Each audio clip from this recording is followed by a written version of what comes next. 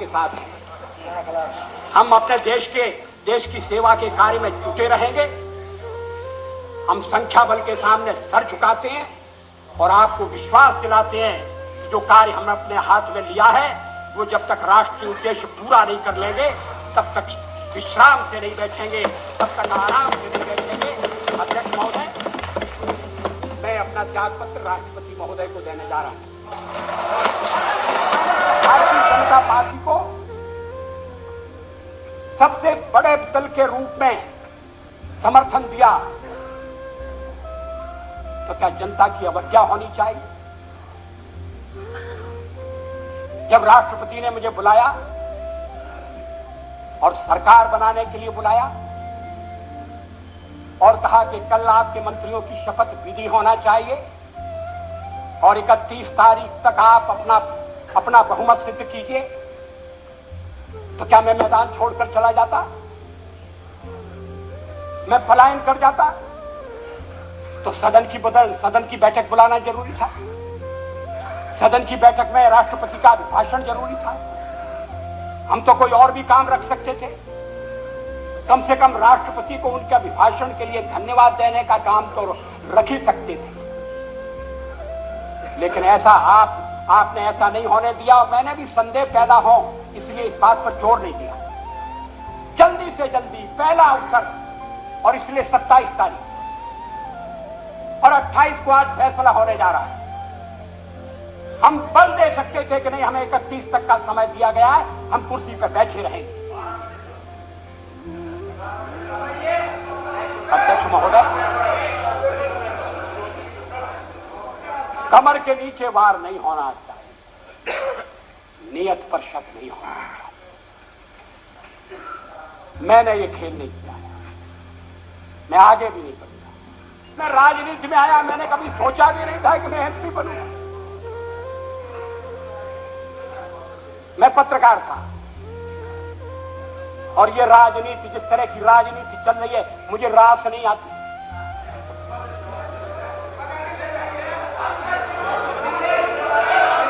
मैं छोड़ना चाहता हूं मगर राजनीति मुझे नहीं छोड़ती।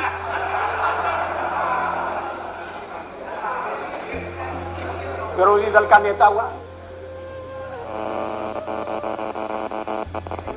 आज प्रधानमंत्री हूं, थोड़ी देर बाद नहीं रहूंगा।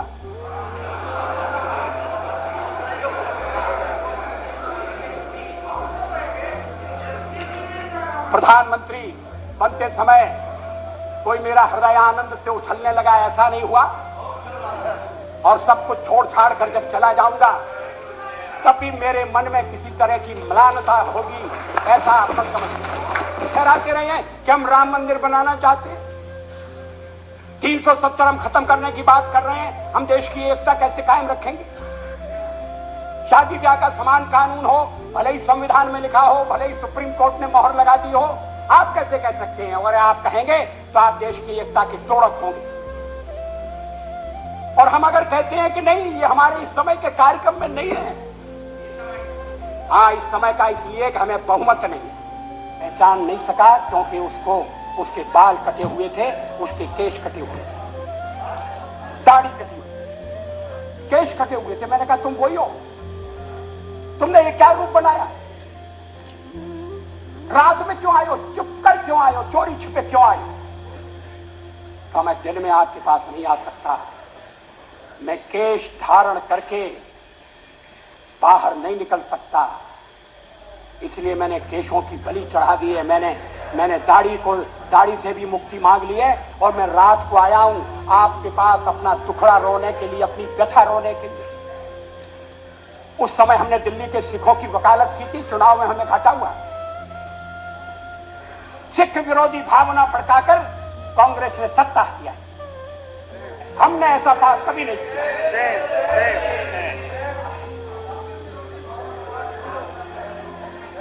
दोनों गलत है, मगर आप सिखों पर हुए अत्याचार की निंदा नहीं करते। ये सदन चर्चा के लिए है, जरूर शांतिपूर्ण चर्चा के लिए, संयम चर्चा के लिए, तर्कपूर्ण चर्चा के लिए। कुछ मित्रों का प्रयत्न था कि कोई चर्चा न हो, तत्काल वोट ले लिया जाए और वो यहां से निकलते ही कुर्सी पर जाकर बैठ जाए। Like a child. पार्लियामेंट में मैंने 40 साल गुजारे, ऐसे क्षण बार बार आए। सरकारें बनी हैं, बदली हैं, नई सरकारों का गठन हुआ है। आप भी बैचलर हो गया। लेकिन लोकतंत्र, No, please, please don't make this kind of remarks. No, it's okay. लेकिन हर कठिन परिस्थिति में से भारत का लोकतंत्र बलशाली होकर निकला है और मुझे विश्वास है कि परीक्षा में से भी बलशाली होकर निकलेगा।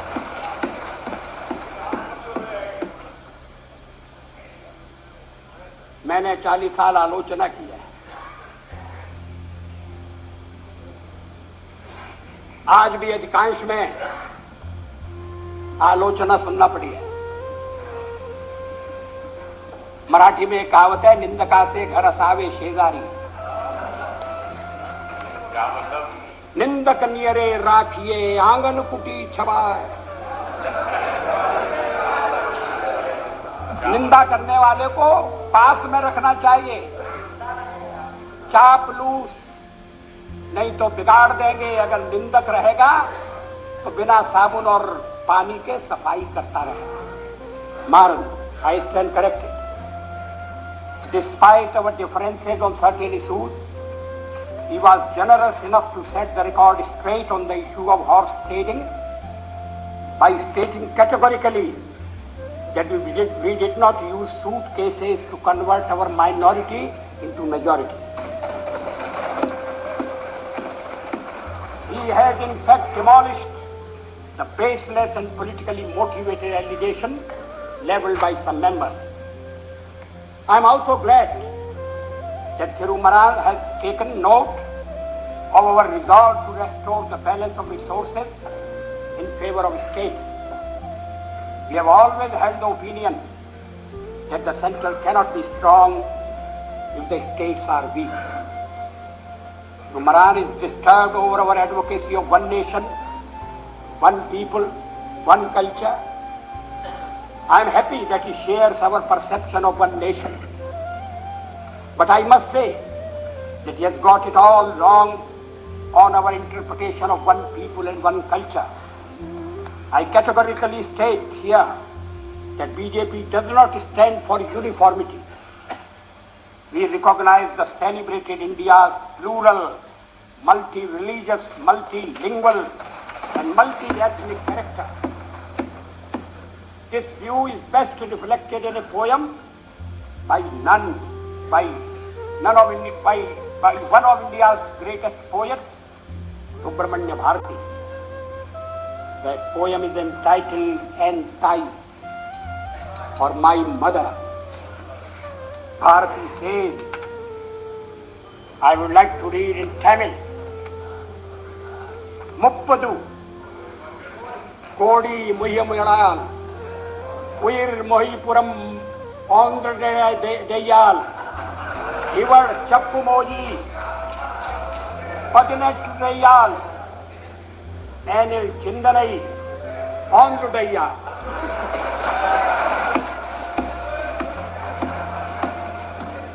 इसका मैं हिंदी में अनुवाद कर दूं। Thank you. This is not for the first time. I read something in Tamil in my address to the United Nations. इसका हिंदी अनुवाद इस प्रकार है, 30 कोटि, उस समय देश की आबादी 30 करोड़ थी। 30 कोटि मुखमंडल वाली है मेरी माँ, एक है उसकी काया और आत्मा, भाषाएं वो 18 बोलती है, किंतु एक है उसका चिंतन।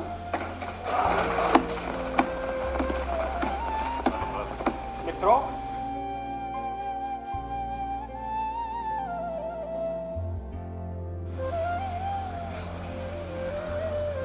आरोप यह है कि मुझे सत्ता का लोभ हो गया है और मैंने पिछले 10 दिन में जो कुछ किया है वो सत्ता के लोभ के कारण किया है। अभी थोड़ी देर पहले मैंने उल्लेख किया कि मैं 40 साल से सदन का सदस्य हूं। सदस्यों ने मेरा व्यवहार देखा है, मेरा आचरण देखा है। जनता दल के मित्रों के साथ मैं सत्ता में भी रहा हूं।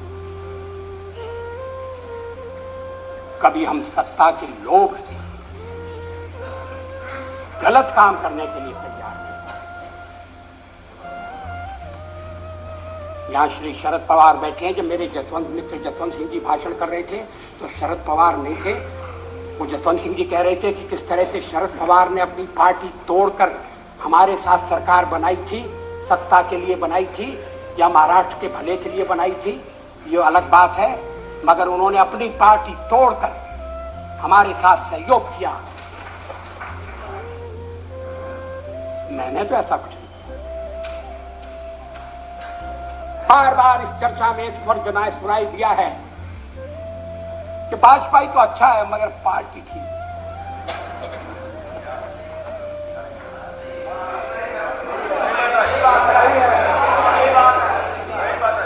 अच्छा, तो अच्छे वाजपेयी का आप क्या करने का इरादा रखते हैं?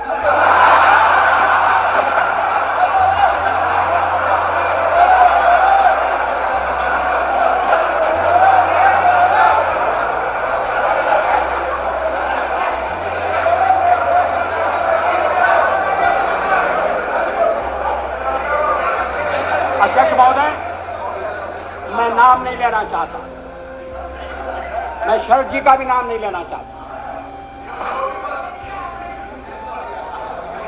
लेकिन पार्टी तोड़कर सत्ता के लिए नया गठबंधन करके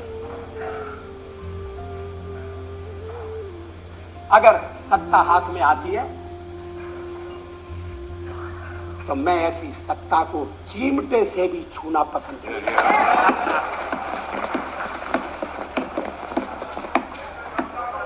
न भी तो मरणादस्मि केवलम दूषितो यशः।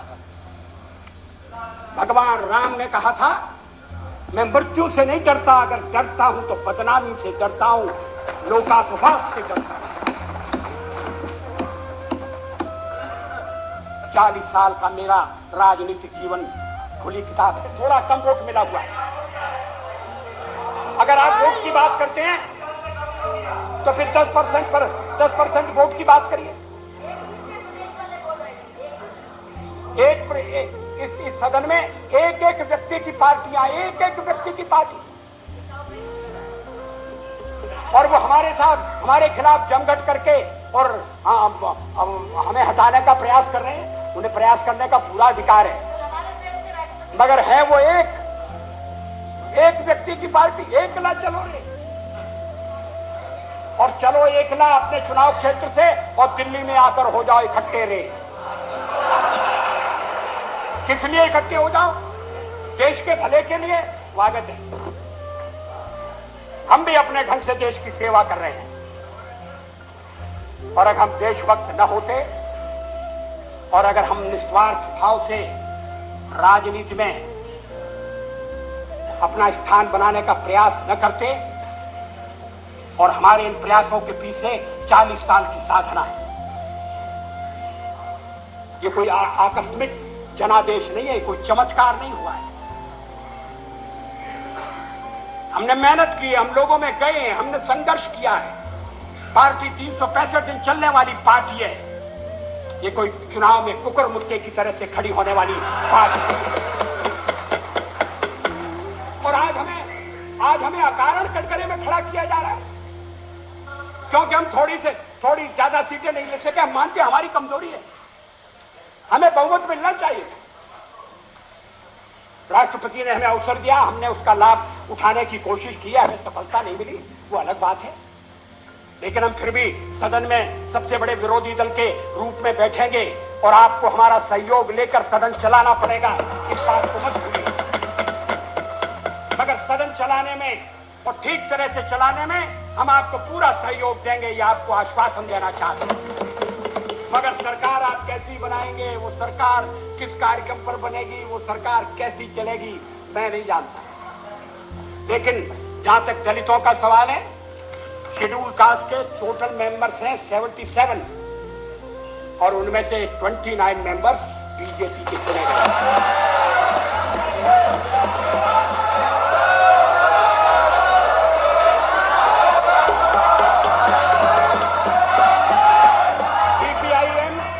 सीपीआईएम के 5 मेंबर हैं, सीपीआई 1 मेंबर है, कांग्रेस 15 मेंबर है, जनता दल 7 मेंबर है और सबसे ज्यादा हमारे मेंबर हैं।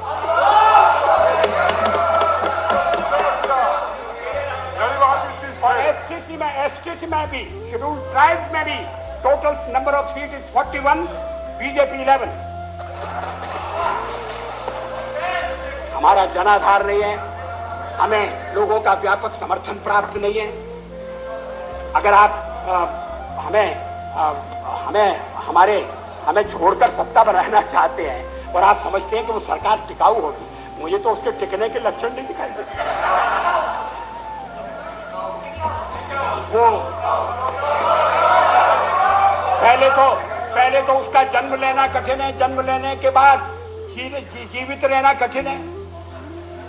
और ये सरकार अंतर विरोधों में घिरी हुई देश का कितना लाभ कर सकेगी, ये एक प्रश्नवाचक चिन्ह है। हर बात के लिए आपको कांग्रेस के पास दौड़ना पड़ेगा और जब आप उन पर निर्भर हो जाएंगे, अभी तो मैं नहीं जानता, पहले चर्चा हुई थी, कुछ शर्तें लगाई जा रही, फिर चर्चा हुई कि कोऑर्डिनेटिंग कमेटी बनाना पड़ेगी। फ्लोर पर भी हम लोग कोऑर्डिनेशन करते हैं, उसके बिना तो सदन नहीं चलता। आप सारा देश चलाना चाहते हैं, बड़ी अच्छी बात है, हमारी शुभकामनाएं आपके साथ हैं। हम अपने देश की सेवा के कार्य में जुटे रहेंगे। हम संख्या बल के सामने सर झुकाते हैं और आपको विश्वास दिलाते हैं कि जो कार्य हमने अपने हाथ में लिया है, वो जब तक राष्ट्रीय उद्देश्य पूरा नहीं कर लेंगे, तब तक विश्राम से नहीं बैठेंगे, तब तक आराम से नहीं बैठेंगे।